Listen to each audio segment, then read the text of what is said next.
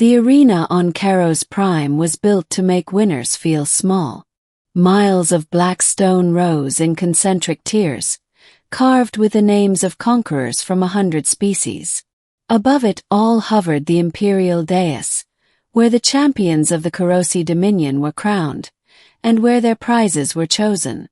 Elias Rowe stood at the center of the arena, hands bound behind his back, trying not to look terrified. He was human, unaugmented, unarmored, and very much out of place. The battle was already over. Around him lay the wreckage of defeated challengers, broken exosuits, scorched weapons, shattered drones. And standing among it all, untouched, was the victor. She was tall even by alien standards. Her armor was obsidian black and veined with glowing crimson lines that pulsed faintly, like a living thing. A curved energy blade rested against her shoulder, humming with restrained power. Her face was sharp, regal, and utterly unreadable. Her name echoed through the arena.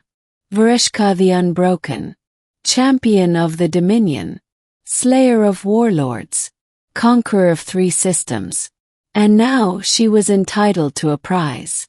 The crowd roared as the High Arbiter floated forward. Champion Vareshka, the Arbiter intoned, voice amplified across the arena. You may claim any reward, territory, tribute, technology, or life. Elias swallowed. Prizes were rarely symbolic. They were usually enslaved, studied, or executed for spectacle. Vareshka's glowing eyes swept across the offerings displayed before her. Crates of rare matter, captured starships, kneeling alien nobles. Then her gaze settled on Elias, on the lone human. She pointed. I choose him. The arena went silent.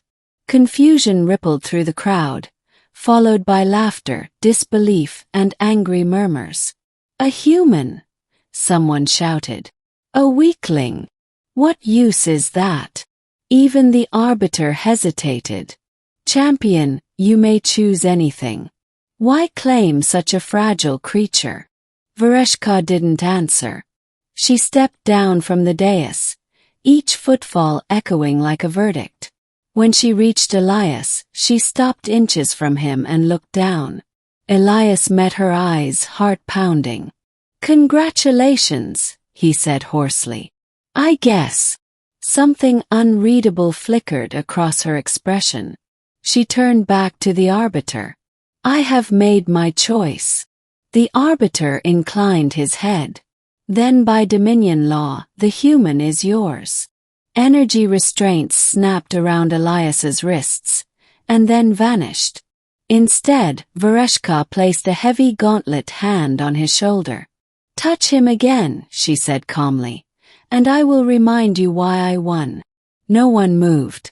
That was how Elias Rowe became the most confusing prize in Karosi history. They took him aboard her warship, the Dread Ascendant, a vessel designed to break fleets. Elias expected chains.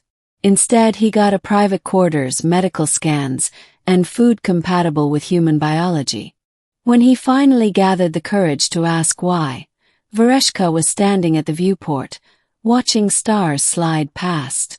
You don't look like a prize, he said carefully. No, she replied. You look like a liability. Comforting. She turned to face him. Do you know why I chose you, human? Because you lost a bet. Her mouth twitched. Almost a smile. I watched you during the trials, she said. You were not a fighter. You had no enhancements. No weapons. Yeah, well, that was obvious. And yet, Vareshka continued, you helped the wounded. You shared water. You tried to calm competitors who were not even your species. Elias frowned. That's just normal. In this empire, she said softly. It is not. Vareshka explained during their journey. The Karosi Dominion valued dominance above all else. Strength, fear, submission. Champions ruled because they could destroy anyone who challenged them. But Vereshka had begun to see cracks in the system. An empire built on fear devours itself, she said. I have conquered worlds that collapsed the moment I left. So why not stop conquering? Elias asked. She laughed, sharp and bitter. Because the moment I appear weak, I am replaced. Elias considered that. So you took a human, he said slowly. Why? Vereshka's gaze hardened. Because they will hesitate to strike you. He blinked. Me. You, she confirmed. Humans are unpredictable. Emotion-driven. Your species inspires complications. And that makes me a shield. A catalyst, she corrected. They will underestimate you. That is useful. Elias exhaled. Great. I'm a political weapon. Yes, she said. But you are also something else. He paused. Proof. The assassination attempt came 3 days later. A rival warlord's cruiser ambushed the Dread Ascendant, disabling its shields with illegal tech. Boarding pods slammed into the hull. Alarms blared. Elias was in the corridor when the first explosion rocked the ship. Vereshka appeared instantly, armor sealing around her like living metal. She placed herself between Elias and the breach without hesitation. Stay behind me, she ordered. Wasn't planning on leading, Elias said. Blaster fire screamed through the corridor. Vereshka moved like a force of nature, blade carving arcs of light. But when a heavy round slipped past her guard and ricocheted toward Elias, she took it. The impact shattered a section of her armor. She didn't slow. Elias stared. Your armor. I am not losing you, she said, voice cold. Not today. The attackers were repelled. The warlord's ship fled. When it was over, Vereshka collapsed to one knee. Elias caught her before she fell. For the first time, the galaxy saw something unprecedented. The unbroken bleeding. Word spread fast. A champion who shielded her prize. A ruler who valued a human life over dominance. Rival warlords mocked her, until their own crews began asking questions. If strength is everything, they asked, why does she protect the weakest? Vereshka recovered, but she changed. She brought Elias into councils. Let him speak. Let him question policies no one else dared to. He asked dangerous things. What happens to conquered civilians? Why are engineers treated as expendable? What if loyalty mattered more than fear? First they laughed. Then they listened. Because Vereshka stood behind him. And she was still undefeated. The breaking point came when the High Council moved to execute Elias. He weakens you, they accused her. He makes you hesitate.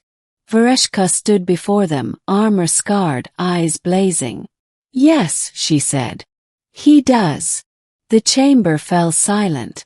Because he reminds me that power is not the absence of fear, she continued. It is the choice to protect despite it. She drew her blade and planted it into the floor. Touch him, she said, and you declare war on me. No one moved. Not because of her weapon, but because for the first time they believed her cause. Years later, historians would argue about when the Korosi Dominion truly changed. Some would say it was when Vereshka abolished the prize system. Others would say it was when humans were invited as equals. But Elias knew the truth. It started the moment an alien champion pointed at a human and said, I choose him. Not as a trophy, not as property, but as someone worth protecting.